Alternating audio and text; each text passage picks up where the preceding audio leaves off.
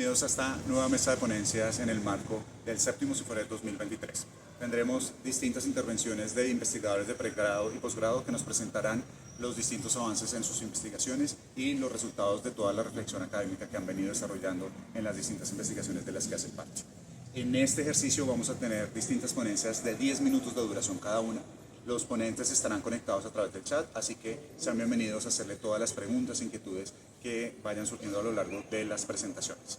Vamos a tener también un espacio en el que tendremos el apoyo de uno de nuestros moderadores virtuales para que también podamos intercambiar datos de contacto en caso de que ustedes logren o quieran generar sinergias con los investigadores. Sean bienvenidos a esta nueva mesa de trabajo.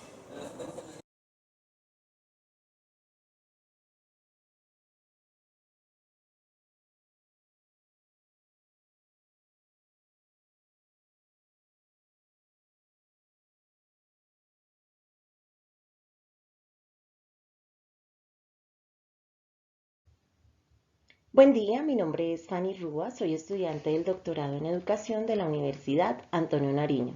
El día de hoy comparto con ustedes una ponencia en este séptimo Simposio Internacional de Formación de Educadores Ciforet, enfocada en las estrategias didácticas para el desarrollo del pensamiento crítico en educación infantil. Cuento con la asesoría de la doctora Marta Andrea Merchán, quien es docente de la Universidad Antonio Nariño. El título de la ponencia es Estrategias didácticas para el desarrollo del pensamiento crítico en educación infantil. Surge del contexto de las habilidades para el siglo XXI. El siglo XXI genera transformaciones profundas en todas las esferas del desarrollo humano, de tal manera que ejerce un impacto significativo en los ámbitos político, social y educativo de una nación. En este contexto, la educación juega un papel fundamental, al ser el motor del desarrollo de competencias y habilidades necesarias para enfrentar los desafíos actuales. Por tal razón, la escuela debe resignificarse para experimentar cambios que transformen los entornos educativos y promuevan la adquisición y el desarrollo de habilidades para el siglo XXI. Una de esas habilidades es el pensamiento crítico. El pensamiento crítico enriquece las capacidades para analizar, comunicar, interpretar, evaluar y dar soluciones a problemas en diversas situaciones del contexto real. Particularmente en educación infantil se busca cambiar las prácticas educativas, explorando nuevas formas de pensamiento, de tal manera que la enseñanza parta del contexto real de los niños y las niñas con el propósito fundamental de generar aprendizajes que perduren a lo largo de la vida y acerquen a los estudiantes a las exigencias del pensamiento crítico. Para lograr estos cambios educativos es importante diseñar e implementar estrategias didácticas que impulsen la adquisición y el desarrollo de habilidades de pensamiento crítico. Estas estrategias son fundamentales en el proceso de enseñanza y aprendizaje, ya que estimulan la reflexión y la construcción conjunta de conocimientos en ambientes enriquecedores. Una de esas estrategias es la indagación. La indagación es vista como estrategia, como metodología didáctica o como habilidad. Como estrategia requiere de objetivos predefinidos, concisos, claros, que posibiliten la construcción y deconstrucción del propio aprendizaje, que lleven a argumentar, consensuar, reflexionar, analizar.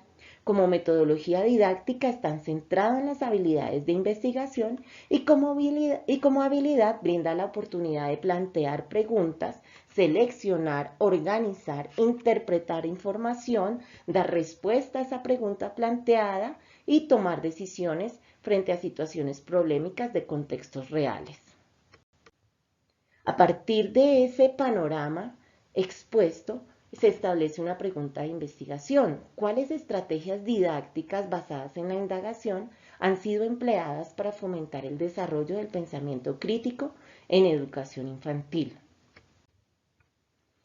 Teniendo en cuenta esa pregunta, se hace necesario e inaplazable investigar prácticas y contextos que demuestren el impacto de las estrategias didácticas basadas en la indagación para el desarrollo del pensamiento crítico en educación infantil. Estas estrategias deben impulsar la curiosidad innata de los estudiantes, potenciar sus habilidades para resolver problemas y prepararlos para enfrentar los desafíos del siglo XXI. Para dar respuesta a esta pregunta se presenta el siguiente objetivo: presentar los avances de una revisión de la literatura acerca de las estrategias didácticas basadas en la indagación para el desarrollo del pensamiento crítico en educación infantil. Dentro de los antecedentes y referentes conceptuales tomamos los siguientes. Como antecedentes tenemos el estudio de Red et al., el cual estudió el razonamiento causal de los niños y las niñas a través de la narración compartida de cuentos ilustrados. Por otro lado, Tosduman y Gongur estudiaron el efecto de un programa educativo basado en narrativas sobre las habilidades del pensamiento crítico de los niños y las niñas. Por su parte, Kelly exploró los enfoques y estrategias para apoyar la solución de problemas a través de un estudio narrativo, identificando la influencia positiva de la modelización. Los referentes conceptuales nos muestran que Ennis plantea que el pensamiento crítico es un pensamiento reflexivo, razonable, centrado en qué creer o qué hacer. Ese pensamiento tiene unas capacidades, como las menciona Paper, las cuales son analizar, comunicar, interpretar y dar solución a problemas en diferentes situaciones del contexto real. En educación infantil, como lo menciona Tamayo, el pensamiento crítico es relevante y el proceso de enseñanza y aprendizaje debe generar aprendizajes que perduren a lo largo de la vida y acercar a los niños y a las niñas a las exigencias del pensamiento crítico. En cuanto a las estrategias didácticas, Barragán et al. Mencionan que son acciones intencionadas, cuidadosamente planeadas y diseñadas. Estas acciones deben tener unos objetivos previamente establecidos, tienen que tomar en cuenta los intereses, expectativas, conocimientos, necesidades y el contexto real de los estudiantes.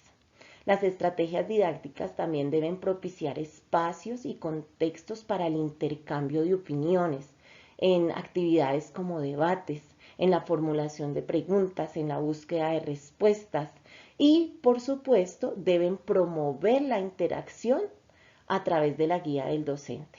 Es el docente quien orienta este proceso de enseñanza-aprendizaje y le da a las estrategias didácticas su reconocimiento vital dentro de las actividades. En cuanto a la indagación, Camacho et al. Plantean que es un proceso conectado con el compartir experiencias e ideas para la obtención de aprendizajes significativos. Hay una predisposición a interesarse por el objeto de estudio, a plantear preguntas, a intentar comprender en la colaboración con los demás la relación dinámica entre la palabra y la acción. Con base en los antecedentes y los referentes conceptuales, doy paso al diseño metodológico. La metodología de este trabajo de investigación se basa en una revisión de la literatura, teniendo en cuenta las directrices de la Declaración Prisma 2020. Las categorías de búsqueda de la información son pensamiento crítico, educación infantil, estrategias didácticas e indagación. La búsqueda se realizó en las bases de datos Scopus, ScienceDirect y Taylor & Francis. Se tomaron en cuenta publicaciones desde el año 2015 al año 2023. La búsqueda sin filtros arrojó 601 registros, de los cuales se aplicaron los criterios de inclusión y exclusión para una muestra final de 12 artículos, los cuales fueron analizados a profundidad. Los resultados y el análisis de la búsqueda de esta información fueron los siguientes. En primer lugar, la indagación es una estrategia fundamental para desarrollar el pensamiento crítico desde edades tempranas. Debe formar parte integral del currículo de educación infantil. En segundo lugar, emerge una herramienta fundamental que completa ese trabajo con la indagación, que lo complementa, y es el juego. El juego para los niños es vital, ejerce ese compromiso real con los procesos de aprendizaje y se puede articular perfectamente con el trabajo que se realiza con la indagación. En tercer lugar, como resultado se tiene que el docente ejerce un papel central en la planeación y formulación y ejecución de estrategias basadas en la indagación. Aquí es de vital importancia mencionar que el docente requiere formación continua para que él también esté a la par de las condiciones y exigencias del siglo XXI. Los aportes que esta investigación da al campo educativo son los siguientes. Esta investigación reconoce la importancia de las estrategias didácticas basadas en la indagación, promoviendo un enfoque pedagógico centrado en el estudiante. De ahí que la inclusión del juego como herramienta complementaria fortalece las dinámicas que estimulan en el aula el pensamiento crítico de los niños y las niñas. Una de las conclusiones que se puede establecer es que la educación infantil debe estar en armonía con los tiempos y las circunstancias, en donde las estrategias didácticas se convierten en catalizadoras del pensamiento crítico y el desarrollo integral de los niños y las niñas. Al reconocer el potencial transformador de la indagación y el juego y al otorgar el papel fundamental al educador, se abren las puertas hacia una educación infantil más enriquecedora y preparada para formar ciudadanos capaces de enfrentar con confianza y competencia el mundo en constante cambio. Finalmente, estas son algunas de las referencias bibliográficas que se tienen en cuenta. Agradezco su atención y escucha.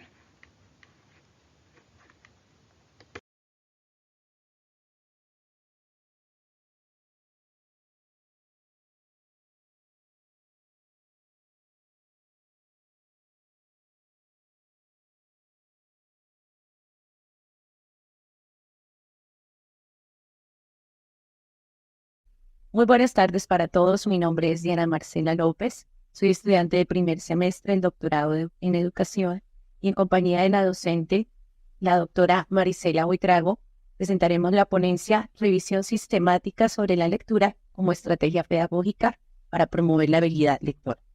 Dentro de nuestra agenda se contempla la formulación del problema, la justificación, el objetivo general, los referentes conceptuales, la metodología y los antecedentes, los resultados de análisis, y los aportes al campo educativo, las conclusiones y, por supuesto, las referencias. Durante el proceso de revisión encontramos un problema o varios problemas que redundan de esta búsqueda de habilidades lectoras por parte de los estudiantes. En primer lugar, identificamos que hay pocos espacios de acompañamiento de las familias. Esto se da por diferentes variables que están referenciadas a través de la revisión sistemática de la literatura, además de desmotivación en procesos lectores. Estamos viendo que en secundaria los chicos tienen dificultades a veces para motivarse hacia procesos lectores. Pensamos que a veces ese acompañamiento familiar se da mucho más en las primeras etapas de vida y de escolaridad de los estudiantes, más no en secundaria. Y por último, encontramos dos variables también que tienen que ver con dificultades en la comprensión lectora y bajos, que redundan finalmente en los bajos resultados en las pruebas. Muchas gracias. Justificación. Pregunta: ¿cómo promover la habilidad lectora en estudiantes de secundaria en contextos familiares y escolares? Es muy importante, a través de esta búsqueda se han realizado diferentes elementos de búsqueda, de investigación que nos han llevado realmente a descubrir por qué algunos estudiantes presentan estas dificultades y cómo lograr que se unan o que se conjuguen el acompañamiento familiar y la motivación hacia la lectura. El objetivo general es identificar las estrategias o identificar qué estrategias se pueden promover para fortalecer la habilidad lectora en estudiantes de básica secundaria, que es nuestra población específicamente para esta revisión. Dentro de los referentes conceptuales encontramos tres autores muy importantes que han sido pilares en la búsqueda de elementos teóricos que nos van a ayudar en esta fuente investigativa. Por un lado encontramos a Isabel Solé, una escritora española, profesora e investigadora también, quien dicta clases de psicología de la educación y sus trabajos precisamente se enfocan en procesos educativos de los niños y en elementos que tienen que ver con sus procesos lectores. Otro autor muy destacado es Fabio Jurado, quien es licenciado en literatura con maestría en letras iberoamericanas. En este momento se desempeña como docente también en México. Y por último tenemos a Teresa Colomer. Teresa Colomer es una escritora española que ha escrito diversos libros para niños y para jóvenes, siendo su enfoque de investigación principalmente la lectura. Dentro de nuestra metodología encontramos primordialmente la metodología Prisma, en donde se hizo un ejercicio muy importante de planeación, selección de revistas en segundo lugar, selección de artículos, lectura crítico-interpretativa. Identificamos varios elementos que ya se mencionaron anteriormente, tales como los objetivos, la metodología y por último se evidenciaron algunas discusiones y conclusiones. A través de la revisión sistemática de la literatura, terminamos en 20 investigaciones que van desde el 2019 hasta el 2023, 3 de ellas de nivel local, 5 de ellas de nivel nacional y 12 de ellas de nivel internacional, buscando diferentes bases de datos, utilizando diferentes bases de datos, tales como Redalit, Google Scholar, Cieno, Web of Science y Scopus. Resultados y análisis. Esta parte es muy importante para nosotros porque nos permite evidenciar ciertos elementos que surgen a partir de la revisión de la literatura. En primer lugar, entender que las habilidades desarrolladas por los estudiantes y sus familias contribuyen al pensamiento crítico. Es decir, todos estos autores que se han buscado, que se han indagado, tienen algo en común o llegan a una misma conclusión, y es que el acompañamiento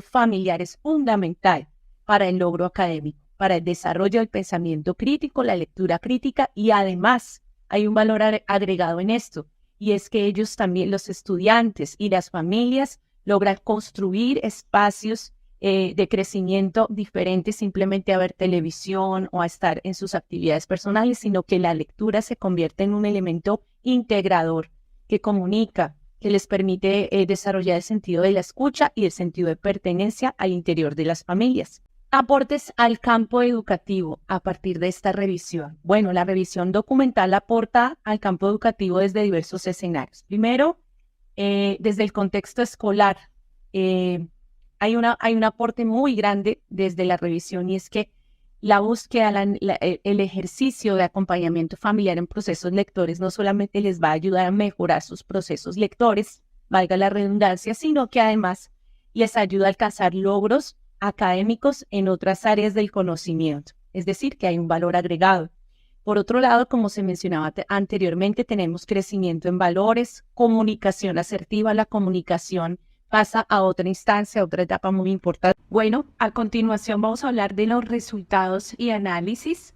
En primer lugar, las habilidades desarrolladas por los estudiantes y sus familias contribuyen significativamente al pensamiento crítico. En segundo lugar, se visualizan avances significativos en el proceso lector, el logro académico y otras actividades de aprendizaje. Es decir, hay un valor agregado, ya que no solamente los estudiantes tienen la posibilidad de convertirse en mejores lectores a nivel crítico, sino que esto estimula y ayuda mucho también en otras áreas de los conocimientos. En tercer lugar, los factores axiológicos, es decir, los valores favorecen significativamente el entorno familiar, gracias a que a través del proceso lector, los estudiantes y sus familias pueden tener mejores procesos de comunicación, sentido de pertenencia y escucha. A continuación, hablaremos de las conclusiones. ¿Cuáles son las conclusiones a las cuales hemos llegado a través de este estudio? En primer lugar, los estudiantes y sus familias han logrado implementar estrategias que han contribuido significativamente al proceso lector y, como ya se mencionó anteriormente, también en otras esferas del conocimiento. Es importante y es valioso seguir profundizando, seguir analizando otros recursos didácticos, otras estrategias de aprendizaje que apunten a dinamizar procesos lectores que resignifiquen el sentido del texto dentro de los hogares. Y de la misma manera, esta investigación promueve el crecimiento en valores, la comunicación y algo muy importante que también debe permear en los hogares y es el aprovechamiento del tiempo en casa. No solamente para leer, sino también para comunicarse, para dialogar y para realizar otro tipo de actividades. En cuanto a las referencias, los referentes tenemos en este caso 5, que los voy a mencionar en este momento. Álvarez Bermúdez del año 2020 hizo un estudio en torno al clima familiar y su relación con el rendimiento académico en estudiantes de bachillerato. Muy acertado en términos de esta revisión, ya que nos aterriza un poco a esas dinámicas que se dan en estudiantes en secundaria. Castaño Pulgarín, 2021, Risk of the Internet, The Role of the Family Support in Colombia Adolescents. El rol de la familia, del apoyo familiar en los adolescentes colombianos. Nos da un panorama un poco más amplio de las dinámicas familiares en este tipo de población y en estas edades específicas que son los adolescentes. Pire Rojas, 2020, Escuela y Familia, Responsabilidad Compartida en el Proceso Educativo. Quesada Cárdenas, 2019, Animación y promoción a la lectura en contextos no formales de educación, es decir, pues el ámbito familiar, el hogar como tal. Y por último, Suárez Márquez, 2023, la comprensión lectora de textos narrativos mediante el uso de redes sociales. Evidentemente sabemos que es en estas edades de la adolescencia, pues el impacto de las redes, el internet y otros medios tecnológicos son de gran interés para los estudiantes y es nuestro deseo también profundizar en esa área. Dicho esto, muchas gracias a todos por su atención y quedo atenta a sus aportes, a sus comentarios.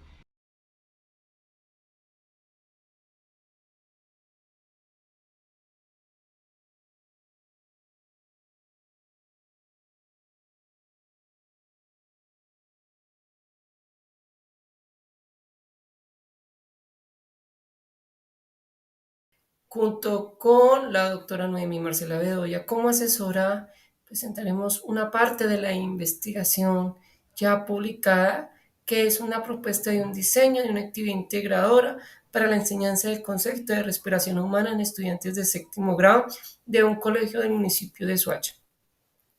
A continuación hablaré de los siguientes aspectos: introducción, metodología, resultados y conclusiones.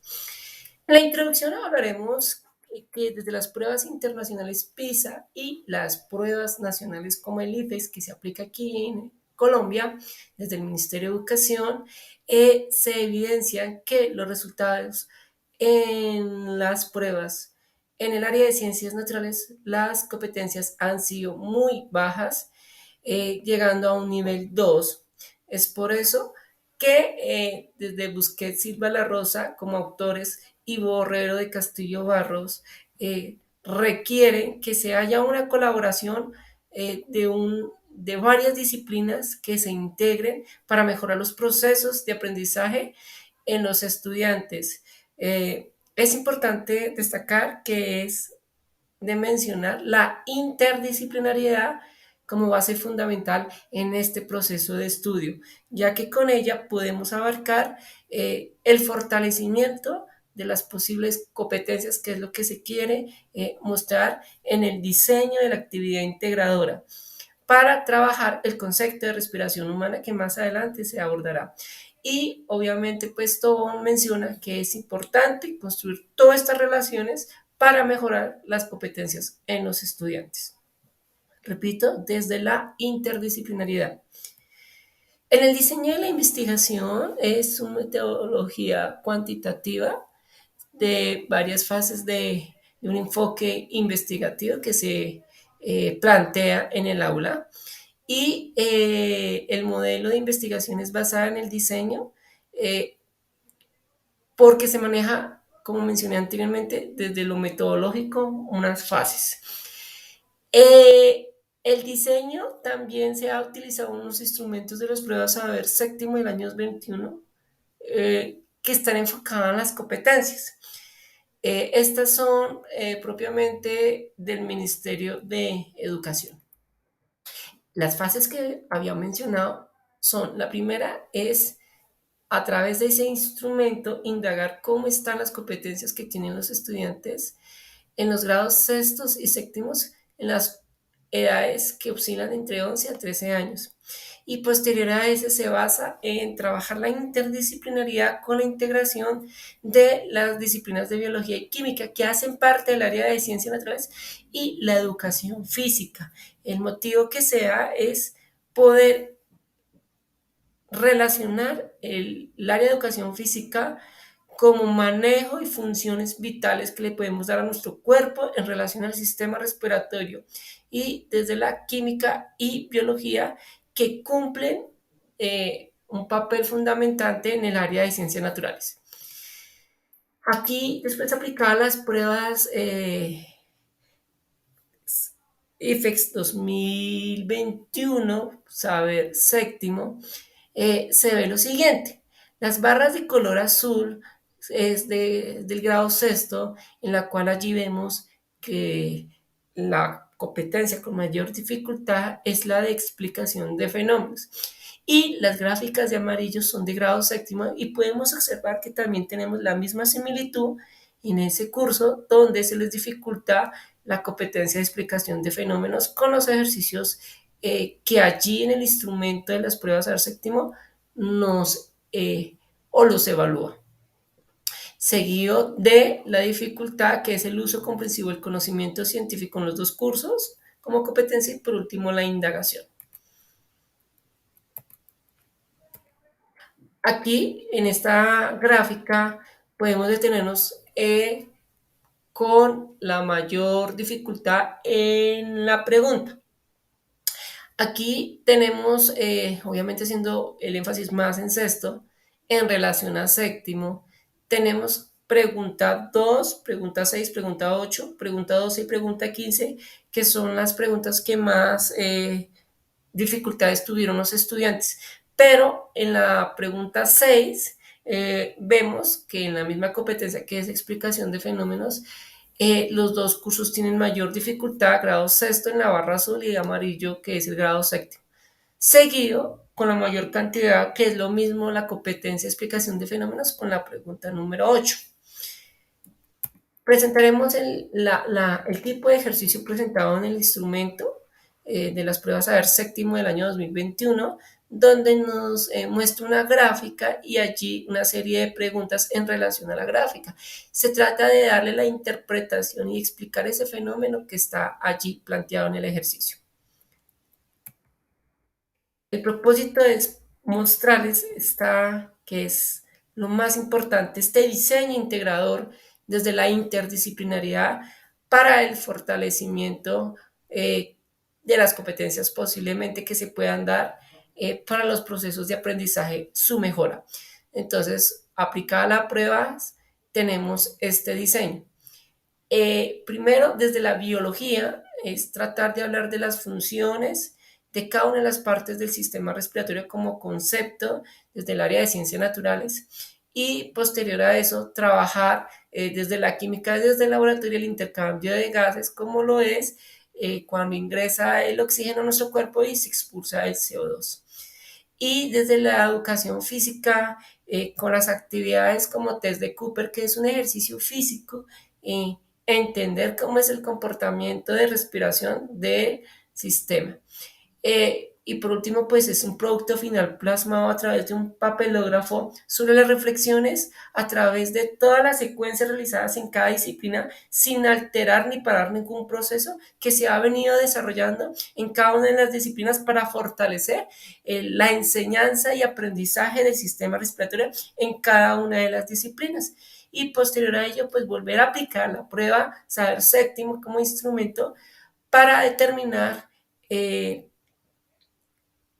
el alcance de este resultado que es el diseño integrador. Por último, para hablar es que es necesario que el proceso de enseñanza tenga una perspectiva más compleja, es decir, utilizar varios conocimientos, varias disciplinas para formar un saber desde lo interdisciplinaridad. Es poder entender un poco mejor ciertos fenómenos que se pueden presentar en la escuela desde el conocimiento. Y la educación física juega un papel muy importante en el área de ciencias naturales porque fortalece la explicación de diferentes sistemas que lo componen. Este área es indispensable ir de la mano con el área de ciencias naturales. Presento aquí las referencias. Muchísimas gracias.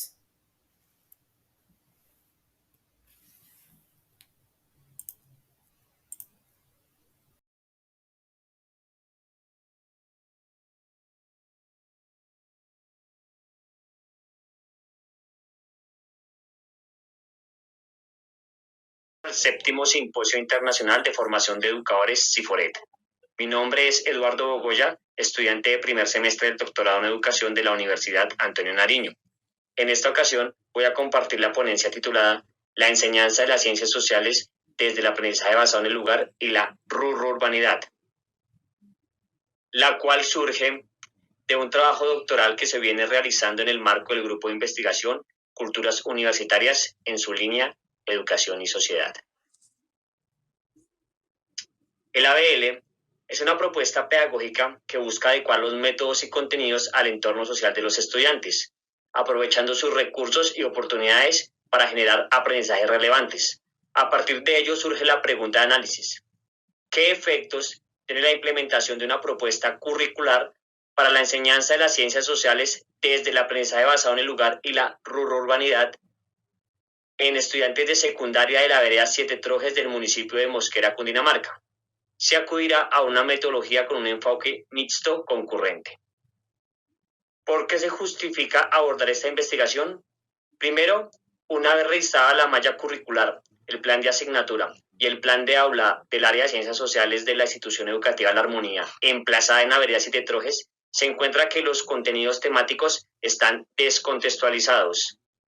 Es decir, no tienen en cuenta las particularidades del territorio. Segundo, falta una efectiva articulación con la participación comunitaria, pues no se tienen en cuenta los actores locales al momento de diseñar, ejecutar y evaluar las propuestas educativas. Tercero, debe darse una reflexión en torno a la diversidad e interculturalidad, lo que implicaría abordar nuevas categorías como son identidad, lengua, cultura, cosmovisión y formas de vida dentro del currículo. En resumen, esta investigación es importante porque busca la implementación de un currículo que integre el contexto de los estudiantes. Es relevante porque se enfoca en un escenario específico como es la ruralidad de Mosquera. Es pertinente porque responde a una necesidad como es la calidad de la educación en estos contextos que suelen estar alejados del ejercicio pedagógico. Y es actual porque a partir de la interacción con el entorno se propone la ABL como una estrategia pedagógica para promover la equidad, inclusión y diversidad de la educación desde el territorio. Objetivo general: evaluar el impacto de la implementación de una propuesta curricular para la enseñanza de las ciencias sociales desde el aprendizaje basado en el lugar y la ruralidad en estudiantes de secundaria de la vereda Siete Trojes del municipio de Mosquera, Cundinamarca. Antecedentes, referentes y conceptuales. Como dije al inicio, esto hace parte de una investigación doctoral que se viene realizando en donde hay dos categorías nucleares, que son aprendizaje basado en el lugar y ruralidad. La revisión de la literatura se hizo a través del método Prisma.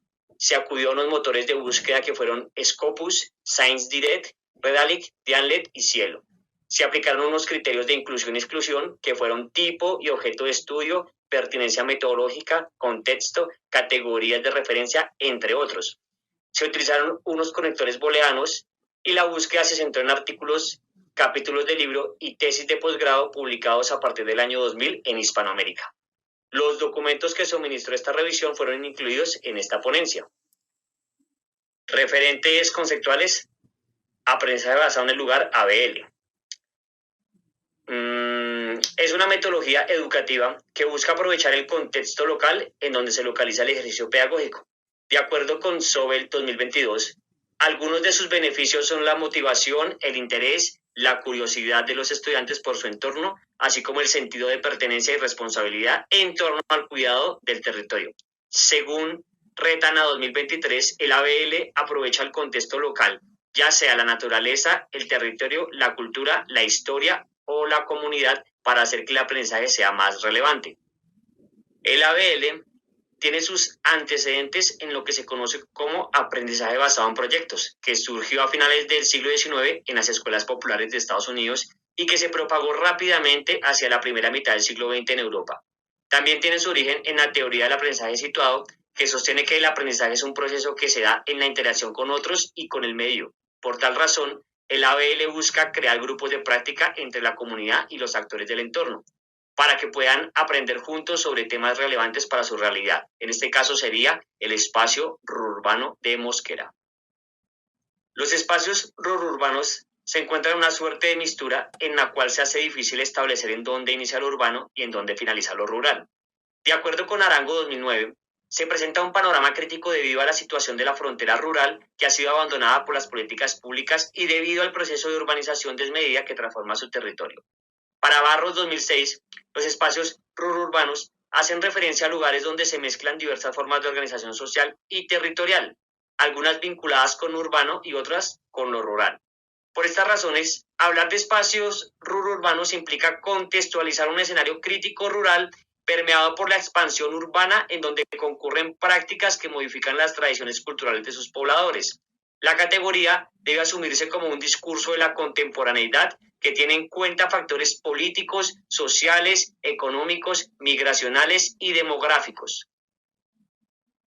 En este mapa se muestra la expansión poblacional que ha sufrido Mosquera en los últimos años.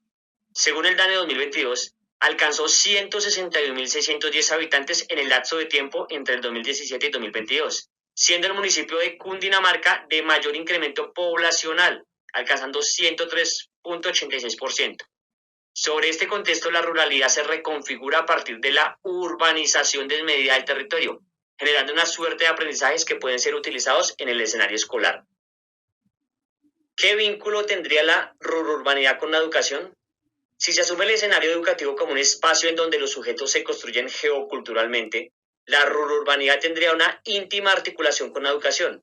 Los cambios en la frontera urbano-rural devienen de prácticas culturales que moldean subjetividades, es decir, que resultan en procesos educativos.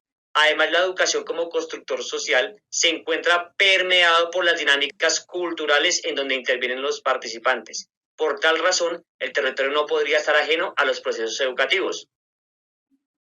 Diseño metodológico. Para la presente investigación se acudirá a un enfoque mixto concurrente.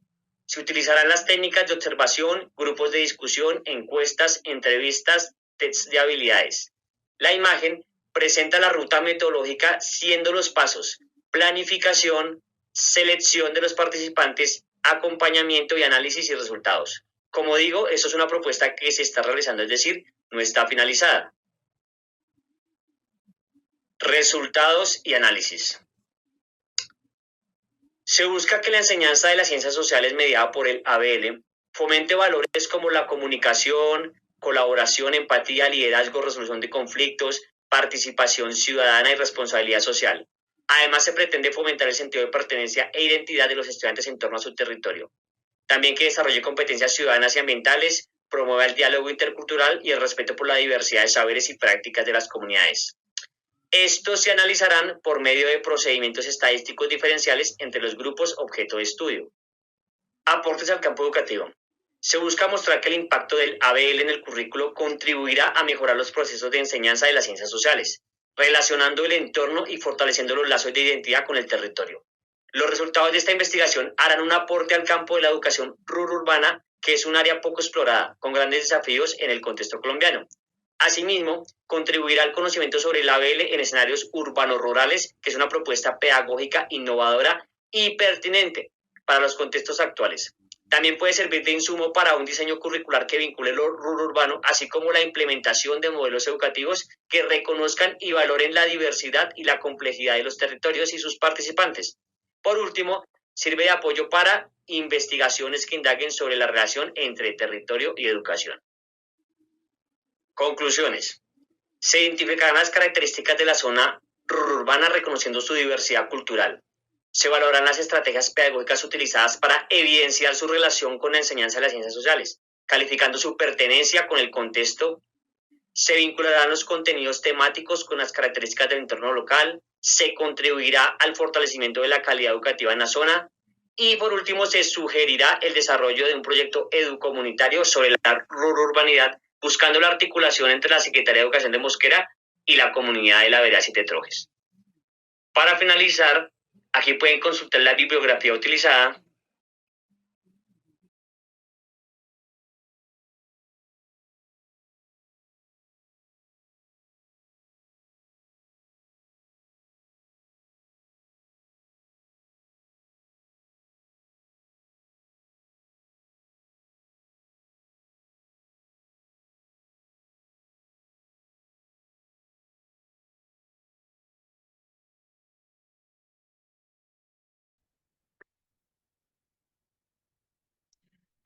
Cordial saludo a todos en la sala.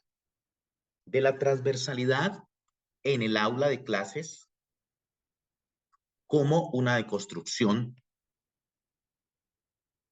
para un problema parcial científico en la educación artística. Dentro de las premisas, tenemos que el aula de clases se convierte en un escenario en donde pueden estar ocurriendo desacuerdos profundos, como lo señala Robert Fogelin, frente al choque de proposiciones estructurales y teniendo en cuenta que estamos en un escenario en donde el 10% de la información oral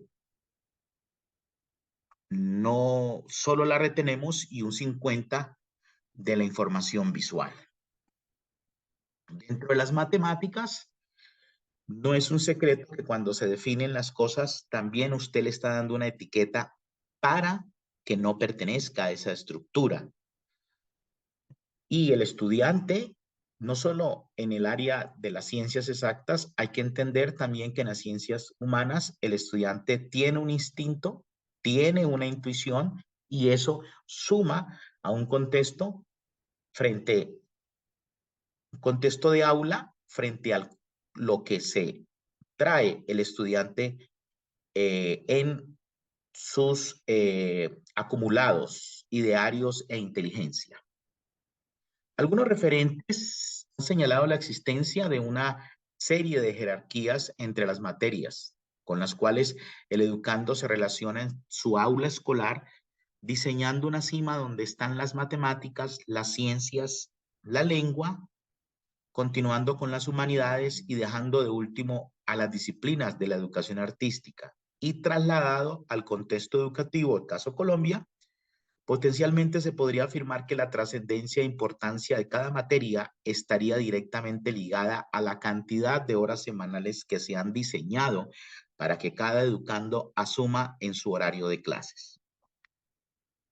Por ejemplo, la institución educativa en donde estamos interviniendo, el número de horas semanales es de 2. Y bajo este panorama nos surgen 3 preguntas subsidiarias para la investigación. ¿Cuál rol tiene la educación artística para potenciar, acrecentar la expresión oral y escrita en el educando?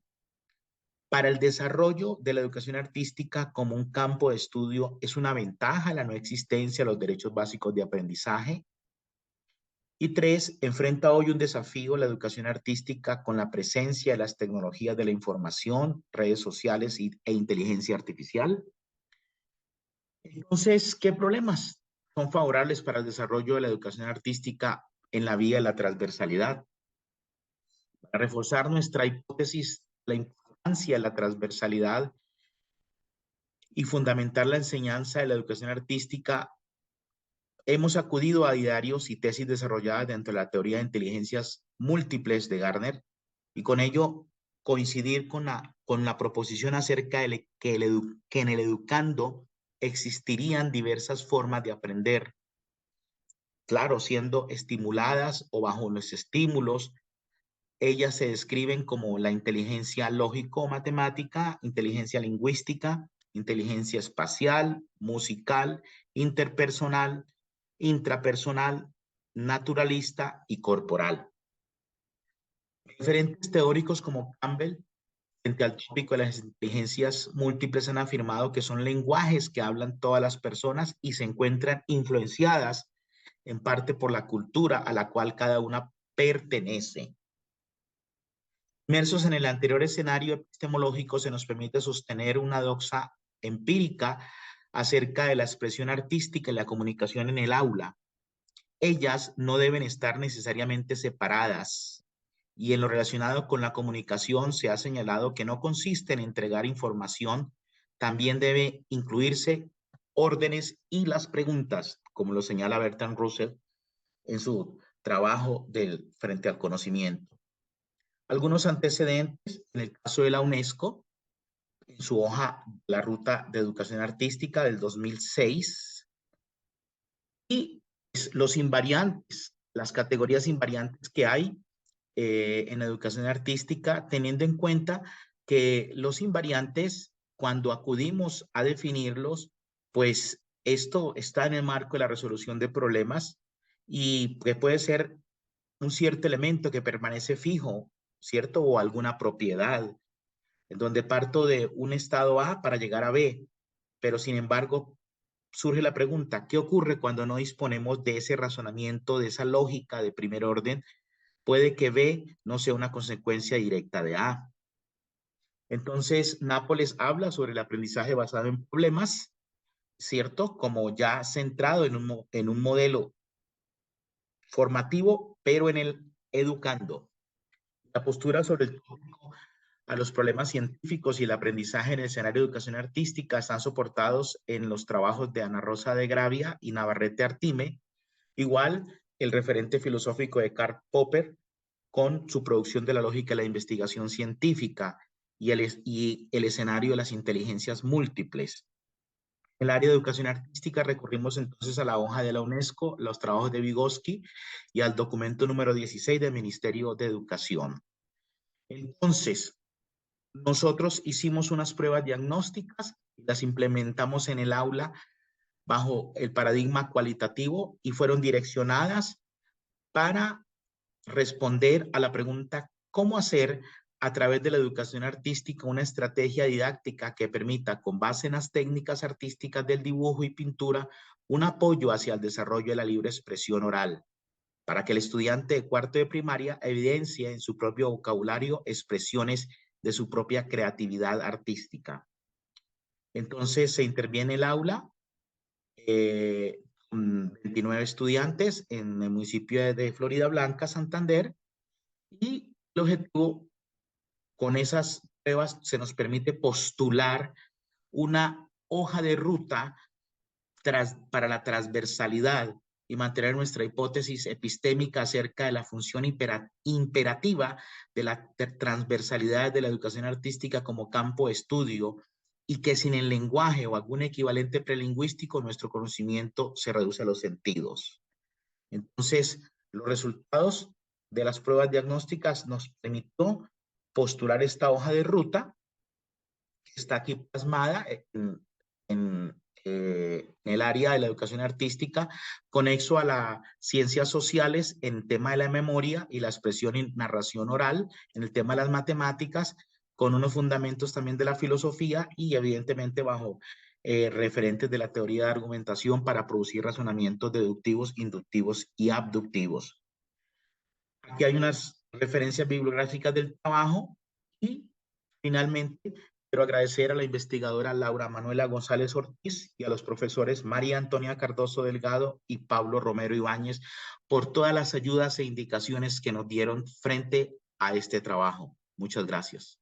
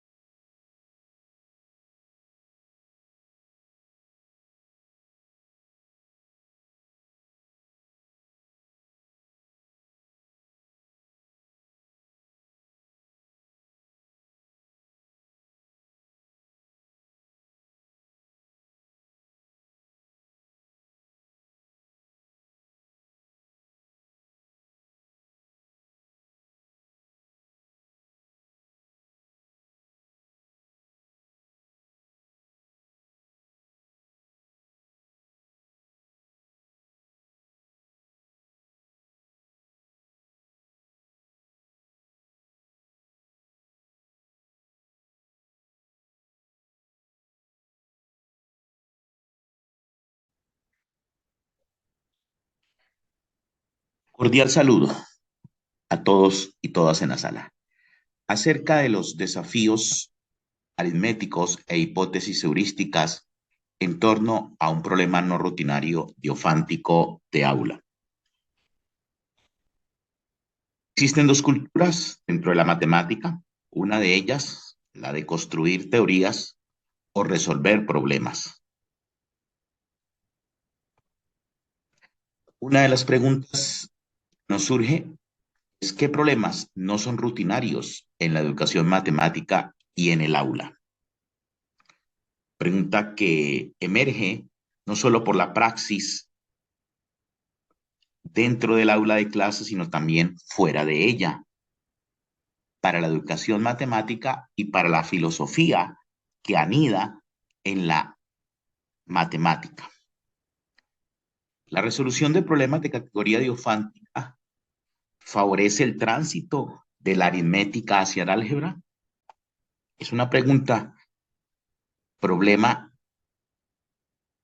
que emerge y surge no solo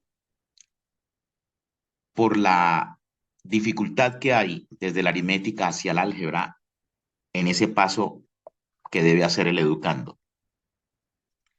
La prosperidad que viven las matemáticas actualmente señalan que en las últimas 4 décadas se han producido muchos más teoremas de esta disciplina que en toda su historia, incluyendo los fructíferos siglos XIX y XX y hasta el año 1970. Esto debido a grandes referentes teóricos de la matemática moderna, como Galois, Riemann, Hilbert, Alexander Grothendieck y Jean-Pierre Serre, los cuales han enriquecido y extendido no solo en sus aportes de resolver problemas, sino en de construir teorías en la matemática. Este referente teórico, el profesor Fernando Zalamea, hace una categorización de lo que se puede hablar de la relación entre los ámbitos de las matemáticas elementales, clásicas, avanzadas, modernas y contemporáneas.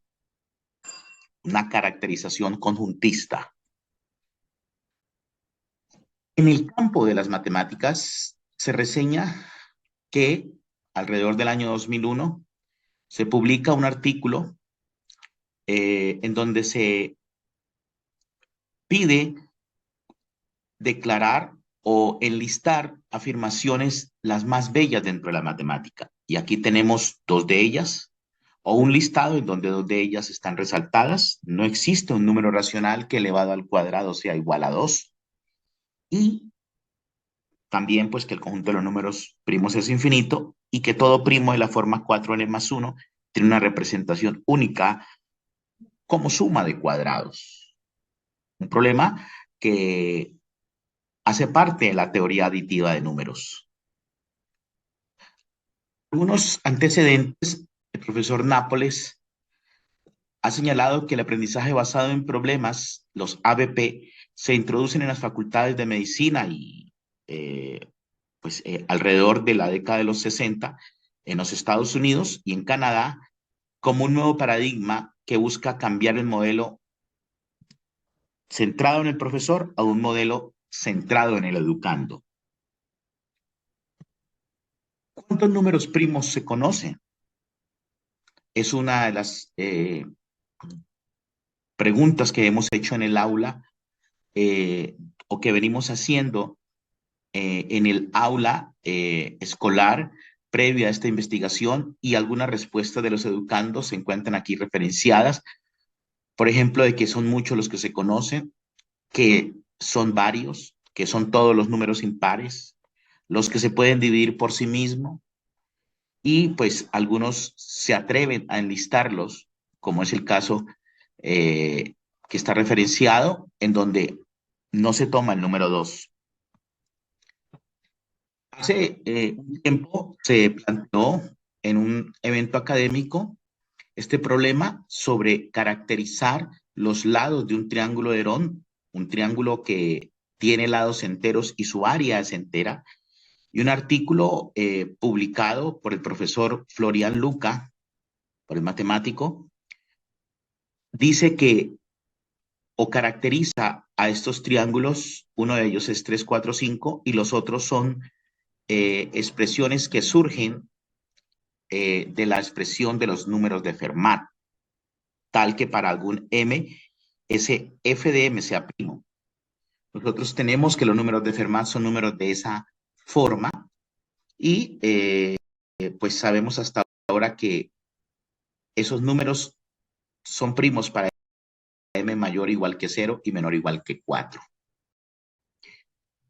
Sierpinska sugiere que en las investigaciones relativas a la educación matemática se debe profundizar en las situaciones de enseñanza y aprendizaje y que la realidad de las clases de matemáticas y el propio sistema educativo también debe ponerse no solamente a prueba. María de la Mercedes Palera señala que en una investigación relativa al álgebra escolar podría estar justificada en lo práctico si en la adquisición de lenguajes